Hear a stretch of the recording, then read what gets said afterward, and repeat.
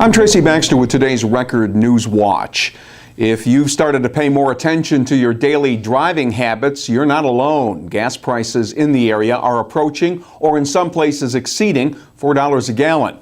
Prices have gone up by more than 50 cents a gallon since January 1st, and many are feeling the pain. Among them, Eugene Sale, who started up a roadside lunch cart business this week in the town of Deer Park. Gas is really expensive. I got to really pay attention to where I'm going. I got to consolidate all my my trips. You know, I live close to New Jersey, so I go over to New Jersey, get gas. It's like 30 cents a gallon cheaper. The fuel oil rates are astronomical, and to heat your house and to take a shower, it's costing you more money, and then you get the trickle-down effect. You know, gas goes up, the delivery costs go up, the cost of your everyday needs are increasing. According to AAA, 90% of the motorists they surveyed said they'd be significantly changing their driving routines if prices at the pump stay high or climb much higher for a sustained period.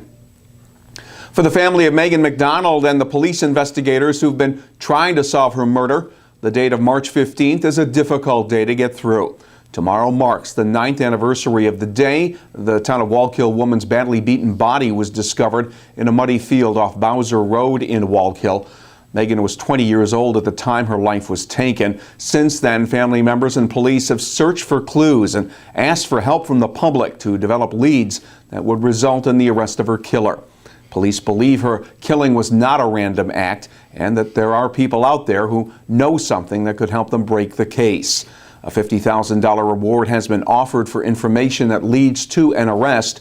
Reporter Heather Yakin talked with law enforcement officials and family members about the ongoing investigation. Her report will appear in tomorrow's Times-Herald Record.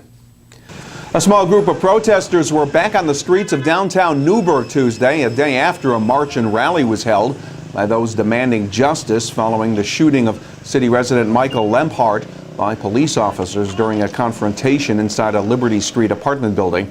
No peace! No justice! No peace! No justice! No peace! No justice! Tuesday's demonstration included about 24 people who urged others to join them in their push to demand that charges be filed against the two officers who say they fired at Lemphart after he threatened them with a knife.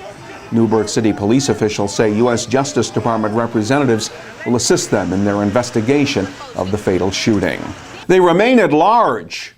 5 drug suspects named in a federal indictment who have eluded police since a February 9th police raid in the city of Middletown and Town of Wallkill.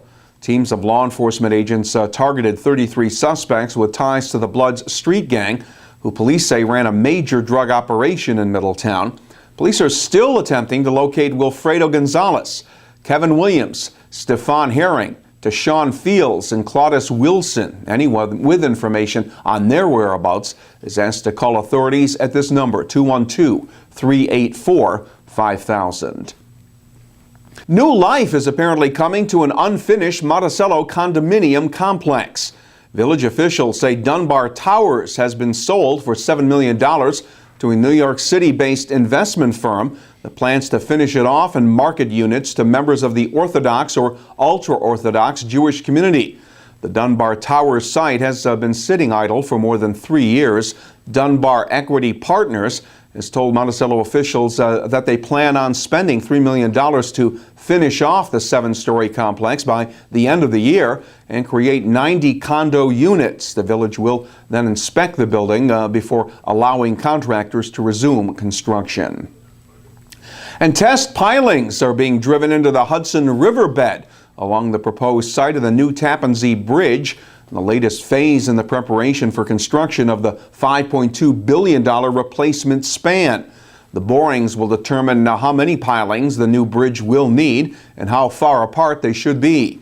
Meantime, Hudson Valley Congresswoman Nan Hayworth has added her voice to those calling for a rapid transit component to the new bridge.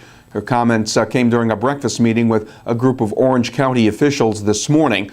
A mass transit element was dropped from the revised bridge construction plan.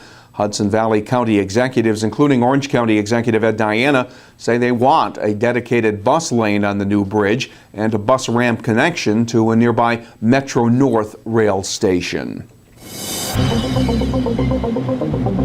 There's a little rain in the forecast, and that's good news for area firemen who've been fighting brush fires over the past several days. Thursday will be mostly sunny, but not as mild, with temperatures getting up around 60 degrees.